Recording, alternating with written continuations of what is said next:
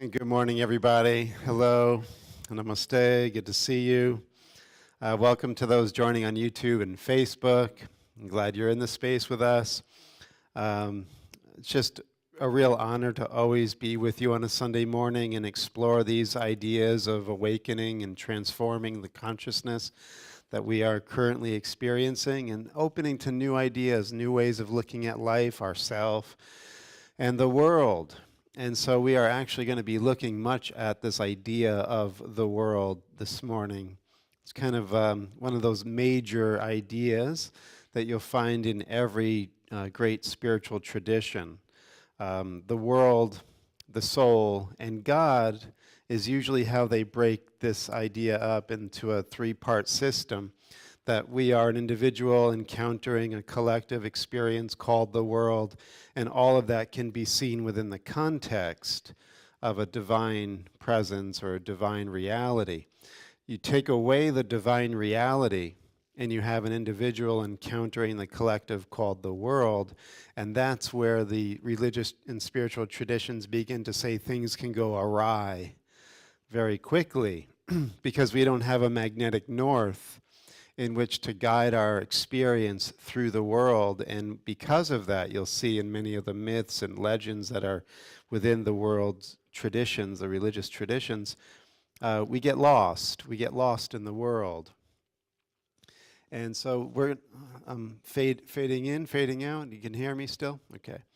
So we're going to be looking at this idea a little more closely this morning. And remember, as we do this, we're doing it from the esoteric perspective. In other words, the secret traditions are always pointing us back to the fact that our consciousness is the seer, the process of seeing, and what is being seen. That we are a non-dual reality. In other words, there's no two-ness in who we really are. And this is part of the awakening that we were talking about, that when we really begin to awaken, we take responsibility for who we're being in the world. But we also realize that the world is simply a feedback system or a mirror of our own deeper nature. And so it's a great way of making the unconscious conscious, as Carl Jung said, that when we begin to build a rapport with this deeper life that we are, we're just not aware of it, we become more embodied in our vastness, in our deeper truth, and who we really are. And we awaken as not just an individual being encountering a world, but we come to realize we are a universal being that was having amnesia, that was asleep, and lost within the phenomena of the dream, of being outside of the divine context. And so what we want to do this morning is reestablish this divine context, this deeper nature, this vaster self that we have forgotten we are, right? And as we do that, the world will look very different. It will be looked at in a completely different way because it will have a completely different purpose. So this is really an important part of our journey this morning. When we are lost within the world and we don't have our magnetic north and we're not clear as to who we really are in our deeper nature, we're trying to get stuff from the world. The world is a way for us to try to find our fulfillment, our satisfaction, our meaning, our worth. And, I'll wax Dr. Phil for a moment. How's that working for you? When we don't have this deeper understanding of who we are and we're trying to get it from the world and from people and from money and from power within the worldly sense, it never gives us what we really think we're looking for. It always disappoints. And so as we look to restore this divine context, we will see that the world can serve a different purpose, one that truly fulfills, where we're not trying to get anything from the world. In fact, we turn into self-satisfied. We come to realize that this deeper nature that we're talking about, this context of who we really are that was hidden or lost to our awareness, once that's back in our awareness, the world now is a place where we can bless, a world that we can actually give instead of trying to get. And as we change this function or change this purpose, we begin to realize that right now this world is going to serve, instead of a place of, bewilderment and feeling lost and trying to get, it actually becomes a classroom. It becomes a university in which we get to learn our way home through every moment of every day. And this is what we had mentioned last week, referring to one of the great Mahasiddha traditions within Tibetan Buddhism, that Tilopa and Naropa, that great pair of Mahasiddhas, or great enlightened beings, Tilopa said to his student Naropa, "The path is the guru." So don't go looking for somebody, some guy, some gal that's going to give you the meaning of life. The meaning of life is constantly being given to you. But as it says in the gospel, do you have eyes to see and ears to hear? Where are you, right? What purpose are you using or looking for in the world? And given the function or the way that you're seeing the world, you will then hear the voice of the guru. You will then begin to pick up the divine teaching within every moment if you're looking for it, if you're listening for it. So remember, it's always an inward orientation that is being called or asked of you. So this is our journey this morning. This is the way into another world, a world where peace and justice and love and kindness and partnership can be a lived reality, rather than war, dominance, hierarchies that are, corrupt, etc., that we see currently within the system of our world. We can actually shift that. We can change that.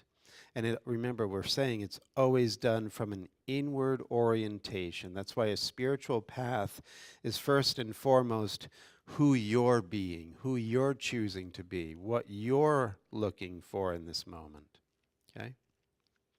And our friends that are going to join us along the way this morning on this journey are going to be Rumi and Jesus' teachings of A Course in Miracles, along with some other invited guests that might intrude unbeknownst to us at the moment.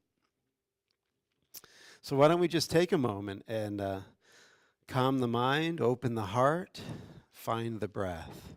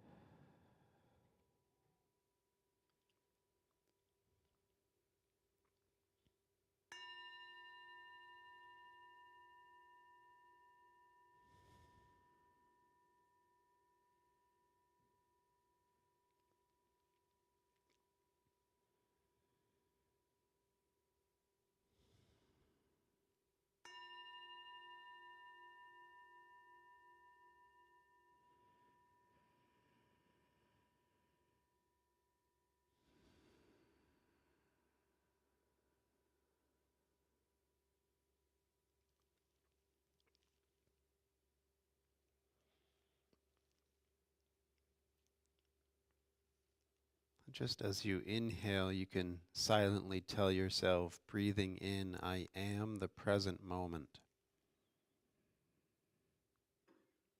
Breathing out, I am the present moment.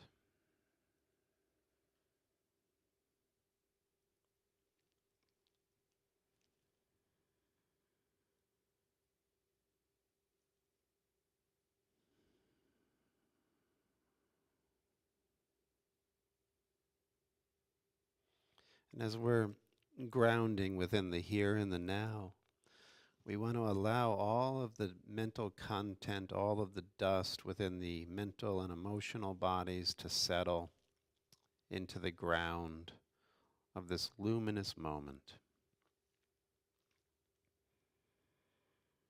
Just standing here open, receptive, and clear.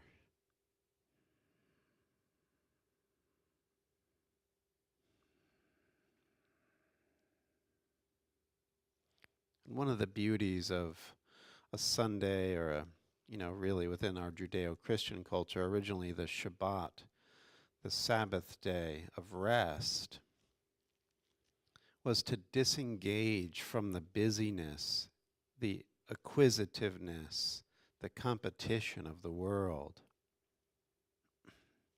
and to find a peace that is not of this world, to restore the soul, to vacate or empty out from the busyness.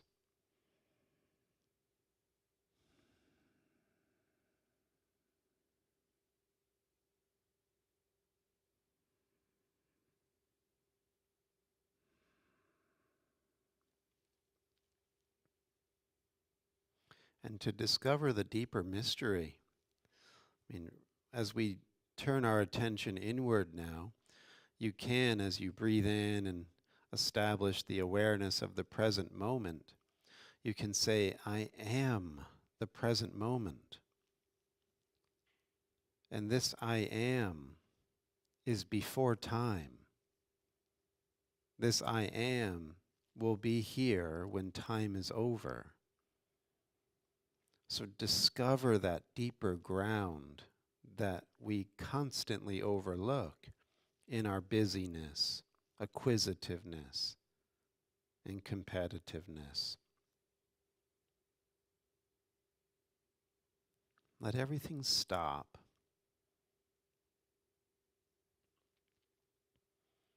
And find rest for your soul in the here and the now.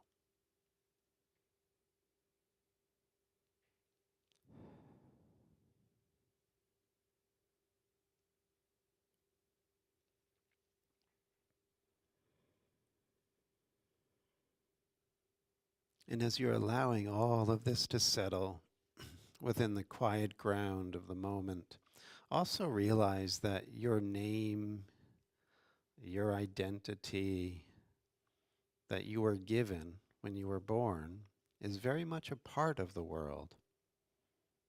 It's how you're known in the world, by a number and by a name. This identity can also come to rest and dissolve within the luminous ground of the here and the now. And we will, in this journey this morning, discover our true identity, or at least open to that possibility.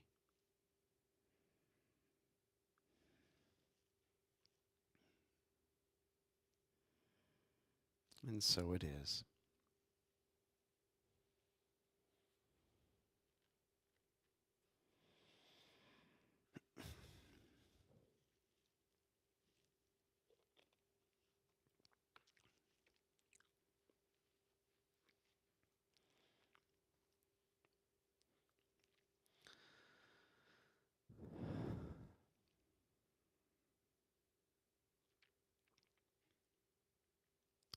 So our first stop is a poem from Rumi.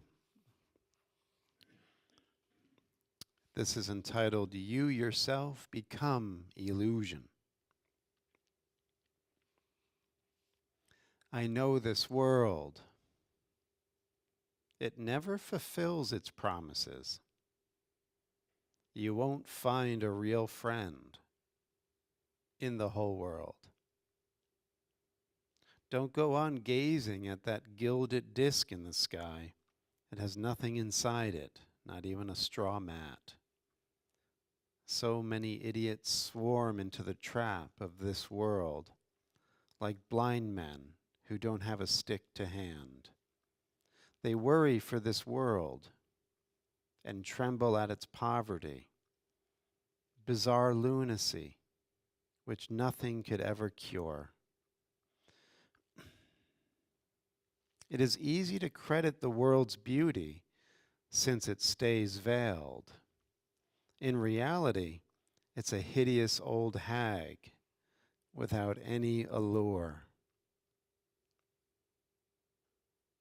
Whoever submits to her witchcraft is like a serpent without feet or hands or intelligence or spiritual guidance. What an absurd fate to give your life to this world. It's the fate of all those who don't find the path to Him, to reality. What is this copper full of dross that forgets its copper nature and imagines that the philosopher's stone doesn't exist? Because of a vain image, you yourself become illusion, and then all you can know is grief, anguish, and disaster. So I hope you came here to cheer up and to find that there is hope. It's just where you're placing your hope is what matters, and this is what Rumi really wants to get across in this poem. If you're trying to hope in this ephemeral, ever-changing, uncertain world, he says in that regard, we're fools. We're investing in something that's doomed to disappoint. We can't find a real friend in this world. Now, Rumi, of course, is riffing on the word friend because in Sufi parlance, friend with a capital F is always referring to the beloved, to the master of the heart, the sultan of the heart, or God. So the only real friend is to seek the divine within your heart and to discover that beloved within you. That's what we're saying. Then the world will serve a different function because the world is giving you false promises and illusions that will never fulfill you. And if you've lived a few times around the block, you know this is to be true.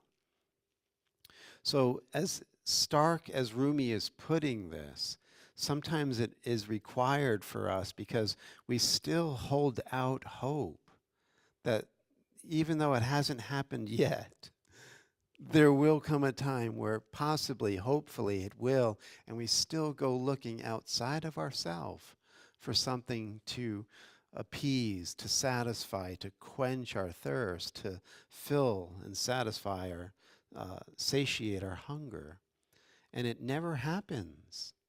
It promises, it perhaps stays for a little while, but it eventually goes. And that's why Buddha's first noble truth we keep coming back to almost every week is life is dukkha. Life is unsatisfactory.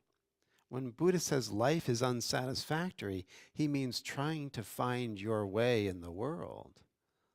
You'll never find satisfaction. It's not set up for that, right? So really important to get at the outset of our journey into this idea of world, that we want to look soberly, clearly, scientifically, objectively at the experience that we are having in the world, in our relationships, without the divine context.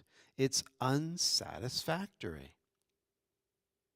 And that's why it says so beautifully in A Course in Miracles, referring to us as these wandering prodigal children that have left the manorial home of our spirits and have entered into the dust world of time and limitation and restriction, that we are not at home here. This idea of restriction was given so beautifully in the myth or legend, or if you want, the historical narrative of the Exodus. In Hebrew, Egypt is Mitzrayim. So when the children of Israel, which are these divine beings, right, within the legend, you see that you read the myth with a key to who's who in the story. You insert yourself in that story as the Israelites are a part of your divine consciousness. And as they go into Egypt, they go into that far-off country like the prodigals, right? And Mitzrayim literally means constriction, limitation. And Pharaoh is the ego. Pharaoh is the one who is controlling that region and doesn't know the divine context. Actually, that's what's said in the 3rd chapter. Like, who is this Lord of being? Who is this divine source? I don't know of this God. And so the ego is looking at the world as its empire. And the spiritual identity, or Israel, is constricted here. And so to try to find your pleasure or joy or satisfaction within this empire is a project doomed to failure, as Rumi was just saying. So we have to get out of this place in that sense. But here's again what we come back to within the non-dual tradition. There's nowhere to go. You don't get out of a place. It's not a place. The world is a state of mind. It's a belief system. It's all happening within consciousness. And as we begin to cultivate insight, discernment within this quieting down in the present moment, we begin to have a clarity, a way of penetrating through the illusion that we will then rediscover within ourselves, as Rumi was just saying, the philosopher's stone. That we will take the lead of the world and see to it that it becomes transformed into gold. The world is not bad. The world is not evil. It's being misperceived. It's being misused because we have removed ourselves from our native state, our higher self. We are then looking for our higher self in the people and situations of the world. Never going to find it. Never going to be satisfied. So how good would it be if we finally got that and stopped this endless seeking but never finding that the witchcraft of the world constantly pulls you into? You can actually stop that.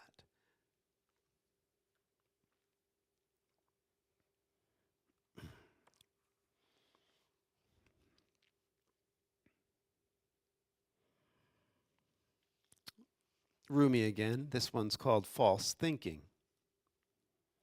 Infinite mercy flows continually, but we're asleep and can't see it.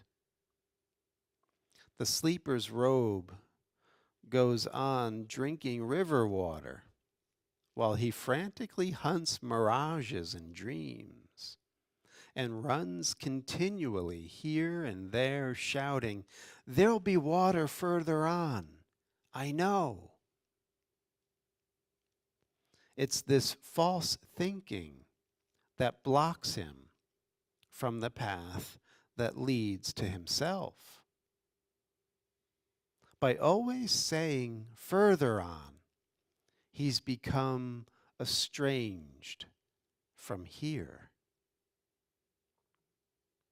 Because of a false fantasy, he's driven from reality.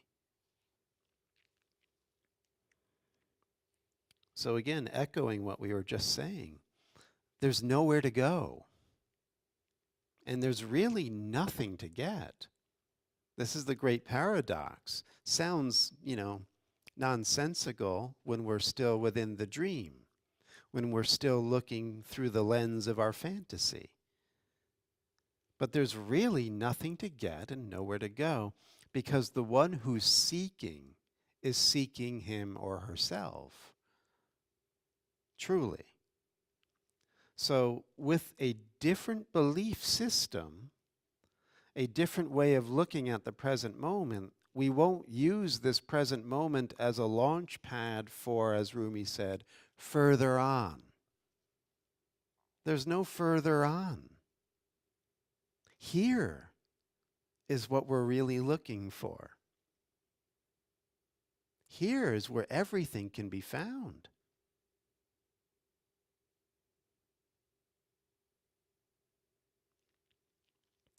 And so in order to become aware of here, we first must become aware of what we've been doing to get ourselves out of being here. and stop it. This drive to always go out and seek for this yearning to be satisfied, it can be satisfied here.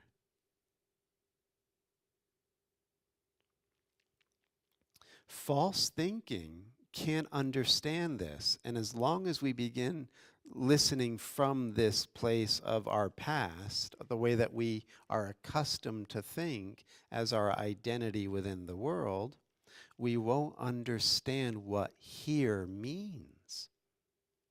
You know, in A Course in Miracles, he says the ego has no interest in now. The ego doesn't want you as this spiritual entity to discover now, because the ego is the belief that you don't have what you need and you need to go seeking for it outside of yourself, further on. And the world is set up as a mass conditioning laboratory to constantly have you driven outside of yourself for more. That's Madison Avenue. It's the empire of Babylon, right?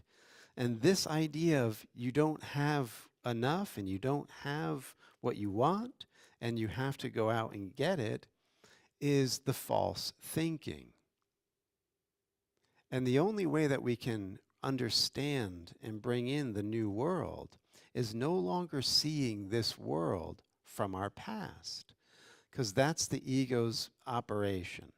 The ego is having you look at this moment, you think, from a past perspective, overlooking the now, and using your past learning, your past beliefs, your past story about who you are, your past about being at Unity of Stuart. Everything is within the context of your past. You're not here. You're in your past, thinking you're here, but there's no real here. It's here seen from the past.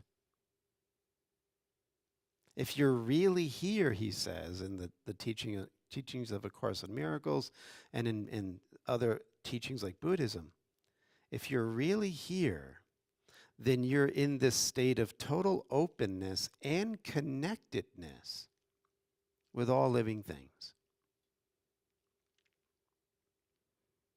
That the part of you that's truly here is the oneness that is at the heart of all beings. And you will recognize that when you come into it, when you allow yourself to rest into it. You'll see that everyone is seeing through that same eye. There's only one awareness. It's in birds and trees and breeze and ocean. It's in everything. And it's unthreatened by the world. But as Rumi just said, we're in a fantasy. Our robes are soaked in this pure awareness of divine consciousness, and we don't know it. Further on, it's not here.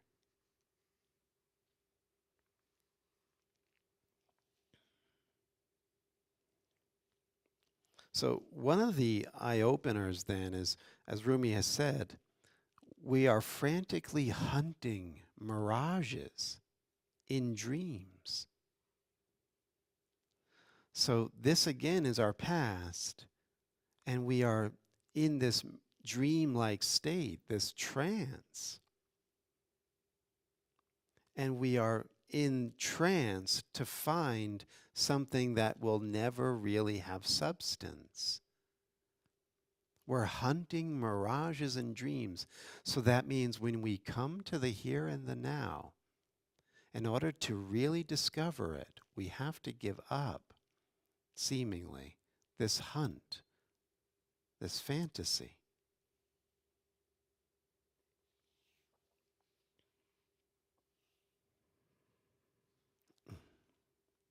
And then finally here, the heart's the only real house of safety. The heart is the only real house of safety. Rejoice in him and nothing else but him. He is spring. All other things are winter. Everything other than him drags you slowly to damnation, even if it's your throne and kingdom and crown. Rejoice in grief. Grief's the way to melt into him.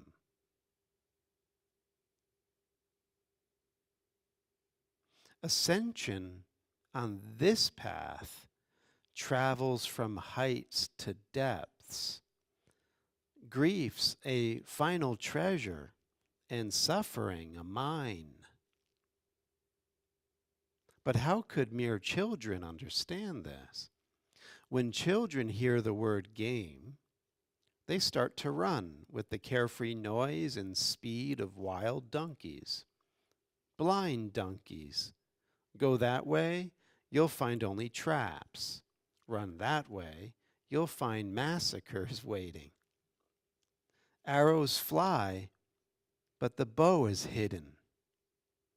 From that hidden world, 100 arrows of white hair fly to kill your youth. Set out now while you're strong on the heart's vast plain. You'll never discover joy on the plane of the body. The heart's the only house of safety, my friends. It has fountains and rose gardens within those rose gardens. Turn to the heart and go toward it, travelers of the night. There's where you'll find trees and streams of living water. One of the things that's nuanced within that poem or ode of Rumi is that all of the worth and value is in your heart. When we look at our belief system that's been kind of conditioned in us from the world, we don't have anything of value in our heart. We have to go further on and get it. What this journey is saying is it's a complete reversal of that ego journey. It's back towards your core, not away from it. Waking up from fantasy to reality means that you are worthy. You're worth more than everything in the world. And the love is here at the core of the heart. This is the journey. This is where the safety is. This is where the peace is. But here's the thing. I say this every week practically. If we only hear this conceptually and don't do it, it's just hot air. And if you're not paying careful attention to the way that your false thinking comes in to push out these ideas, then you're a blind donkey. In other words, pay attention to the two voices that are going on in your head. Because for all intents and purposes, right now within this university or schoolroom, the lessons that we are learning are between two impulses. The impulse to seek outside of ourselves and the impulse to come home. And those two impulses, what the rabbis or the sages of Israel had called the Yetzer Hara and the Yetzer HaTov, these impulses to go into obscurity and darkness and the impulse to find the light and the truth, they are constantly going on in your awareness. And whatever one you choose and whatever one you feed becomes stronger and clearer and more dominant over your life and lifestyle. So the lesson is always, what do I want? And how much do I want it? So if you really want the way of the heart, a path will be made. And you'll begin to discover that the words that were being spoken here this morning are at best pointers. There is no truth in the words that I am saying, but they elicit that experience in the one who is ready, the one who wants it. Right? So these words can be words of unveiling, as the Sufis refer to it. They can unveil that place within your heart where living water flows, where you can find safety and rest for your soul, where all life comes to meet you in this holy instant. Or the words are just, poetic, nice, pretty, interesting, or maybe annoying, upsetting, irritating, unbelievable, whatever you make it.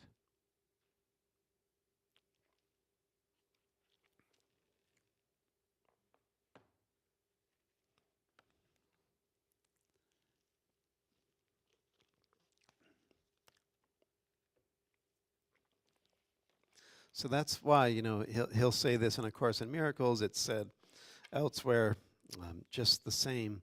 This teaching is completely unlike the world. What's being discussed here are ways of awakening, of undoing the illusion, of coming out of the dissatisfaction, the lostness, the suffering, the obscurity. And therefore, this teaching is being spoken, again, from the eternal to the eternal. And when we begin to allow this transmission, this Dharma, this Torah, this energy of the teaching to reach the heart, we will realize that there is only the eternal. There is only the eternal. And in the words of the Upanishads, we are it. Tattvam asi. Thou art that. How beautiful. But watch your mind. Don't drift into fantasy. Don't think that your mirage is more valuable than this.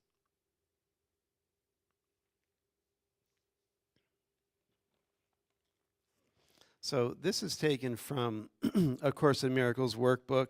It's a question that's asked at one point within the workbook. It's, what is the world? Right? What is the world? The world is false perception, right? False thinking. It is born of error and it has not left its source. It will remain no longer than the thought that gave it birth is cherished. So do you see how it's always being put back into your lap? Cherish the thought of the world, thinking that you can get what you want and need from the world, and the world will last for you. It will appear in your movie as substance and truth. But as soon as you don't cherish the idea, the world will show itself to be the emptiness that it is. When the thought of separation has been changed to one of true forgiveness, will the world be seen in quite another light, and one that leads to truth, where all the world must disappear and all its errors vanish. Now its source is gone, and its effects are gone as well. So right there we got the philosopher's stone. We got the alchemy of transformation. Forgiveness is the function of the mind that wants to wake up. So what the world is going to do is present you with your relationships, your situations, everything that you're currently facing, right? The path is the guru. You don't have to go anywhere. The guru's voice is showing up every moment on your path, wherever you are, whoever you're with. So the only thing that needs to change is the purpose you see in what's happening in your life. So the philosopher's stone is forgiveness. You can transform the situation by realizing I can actually see the lesson here for me.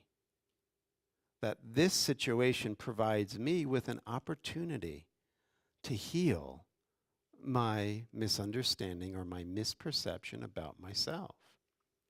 And what is that? Remember what we said. The truth of the matter is you are the seer.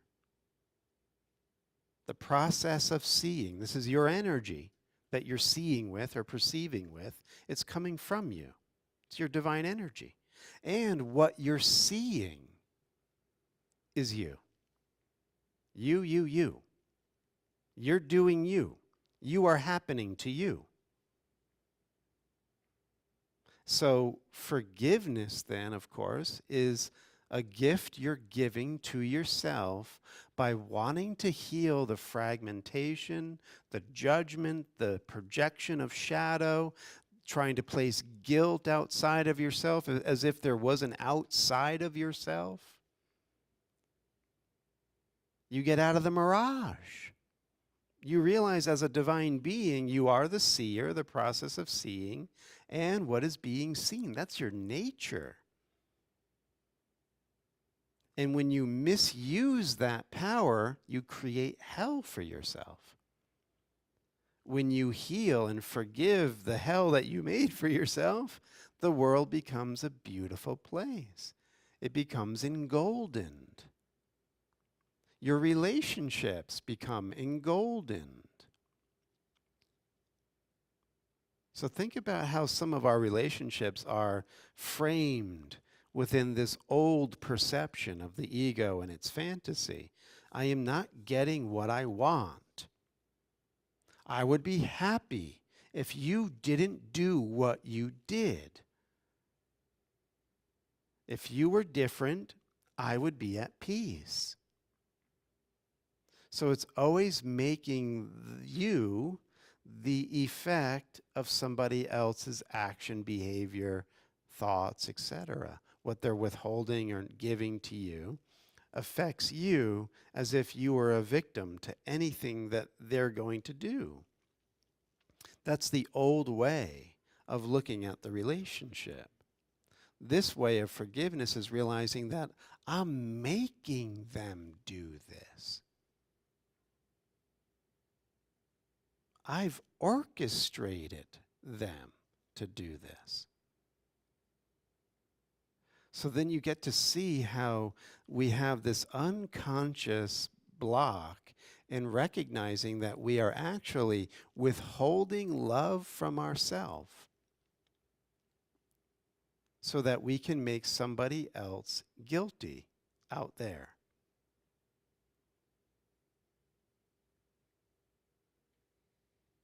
So this is why forgiveness, as we're going to explore now in more detail, is your way out of the mirage, out of the dissatisfaction, out of the suffering of the world.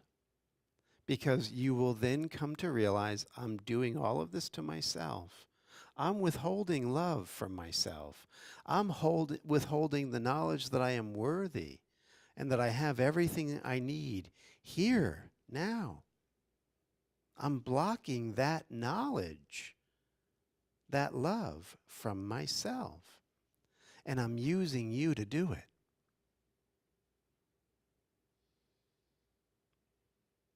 I'm using mom and dad and ex-wife and son and daughter to do it. So forgiveness is letting everyone off the hook. This is how you heal your world. This is how you rediscover you have and are everything. And when you let everyone off the hook and you no longer are seeking for it out there, you find it in here, and then you have relationships that show up within the feedback system of the world that honor and confirm your choices. Because that's what's happening right now. Everything that's showing up in your world is showing you your choices, your beliefs. what you want to make real. If you don't like what you're seeing within the mirrors of your relationships, as an example, then you change your beliefs. You don't try to change them. So by forgiving that, letting it go, letting them go off the hook, you realize that you can find it by relaxing into this awareness that you were doing it all to yourself. And you forgive yourself for that. And then you open to Him, open to the One, open to grace. Because remember, without the divine context, we will misuse the world and we will misuse our relationships. Without the divine context, that God has graced me. The source is giving me my worth, my love, my safety, my joy. I don't need or want for anything here, now. Wow. Truth.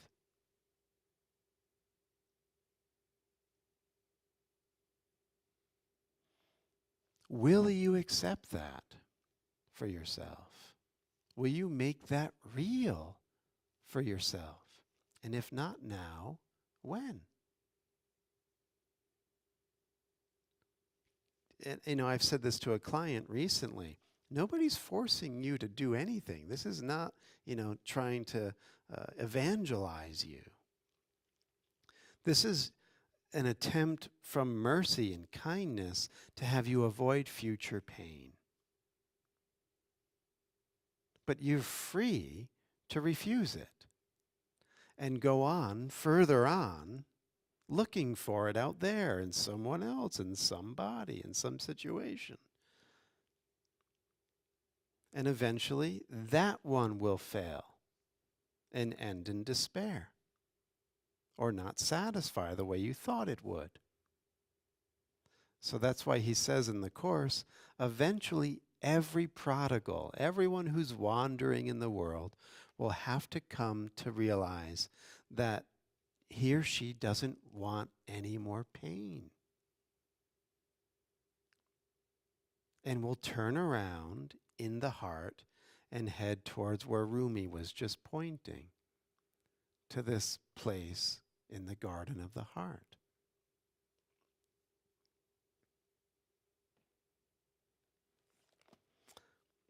And that turnaround is done through this process of radical forgiveness.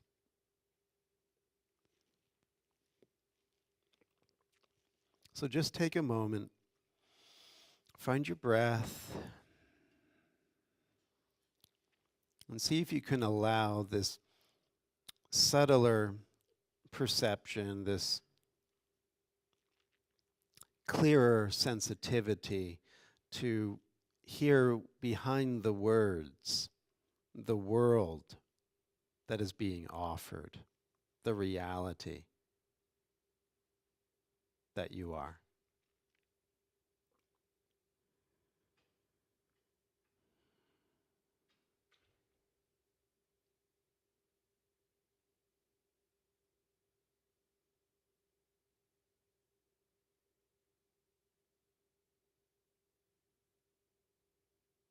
Breathing in, I am the present moment.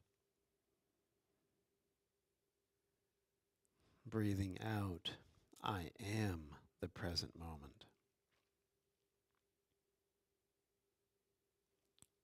Breathing in, I have everything that I need.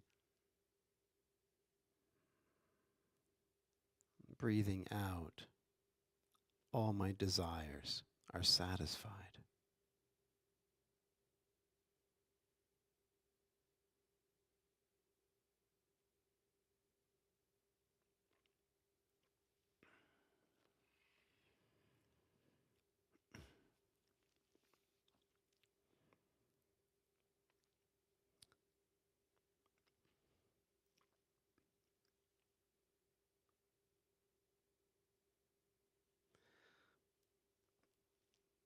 Just as you have settled down, you feel peace within the heart and quietness.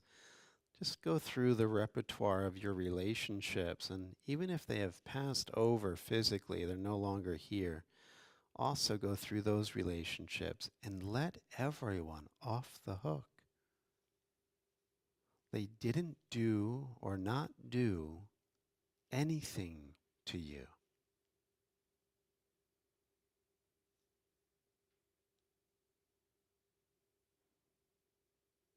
They simply played a role within your movie as the divine being that you are.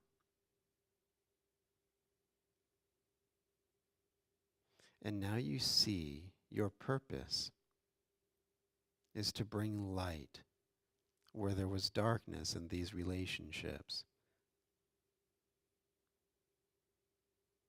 And as you bring light, you release them to their highest good.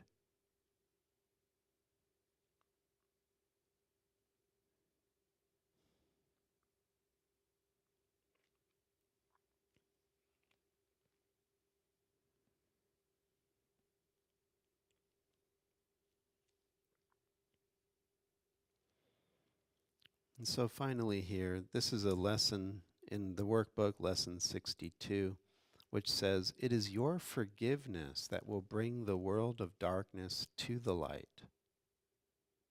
It is your forgiveness that lets you recognize the light in which you see." Forgiveness is the demonstration that you are the light of the world. Through your forgiveness, does the truth about yourself return to your memory. Therefore, in your forgiveness is your salvation.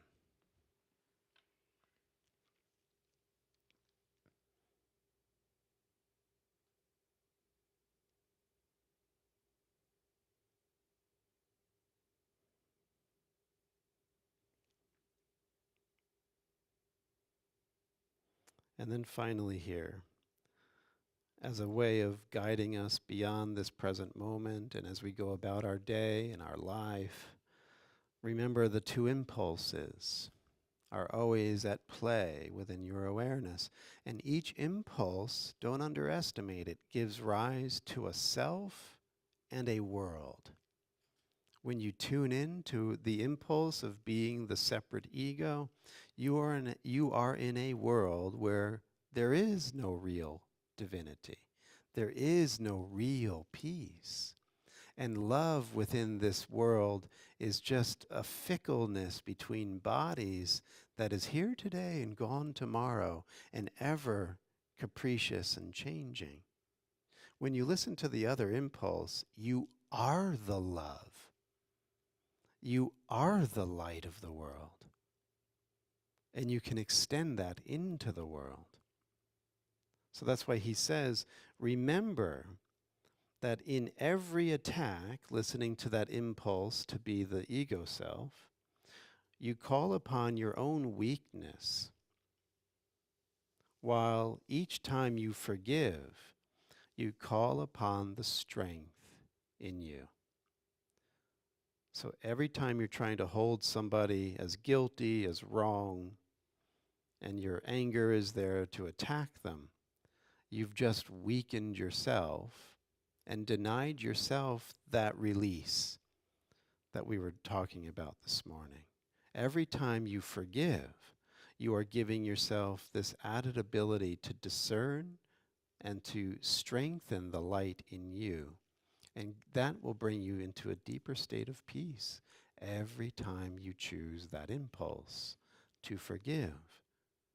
And it doesn't mean that you're going to control the world. It means that you don't have to.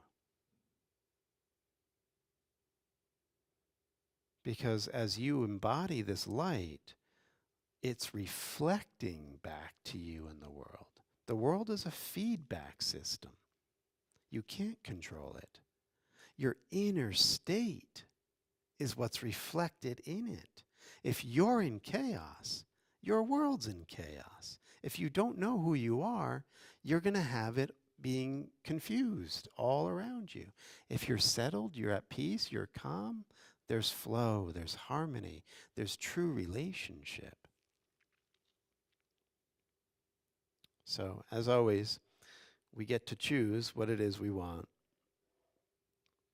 And so that's about it, folks. Blue bag's going to go around.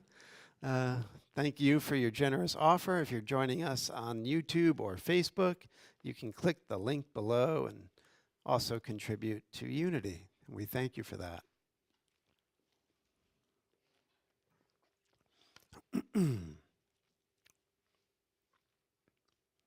Speaking of feedback, any comments or questions, ideas that you've had throughout the service you want to share? Yes.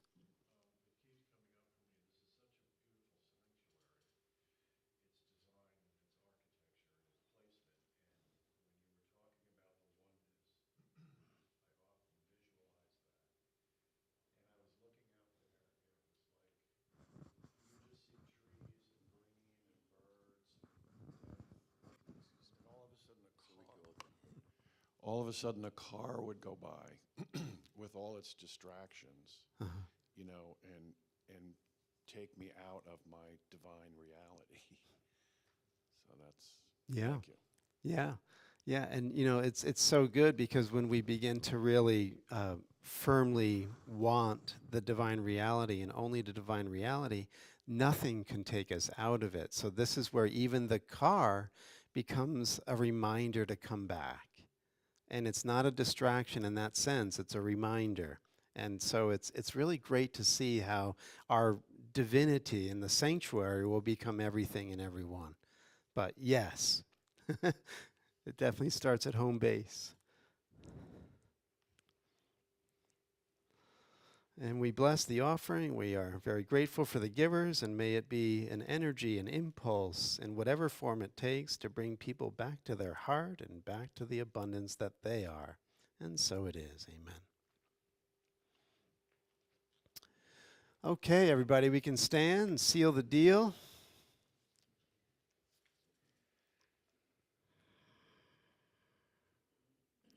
Coming to rest within the temple of the heart.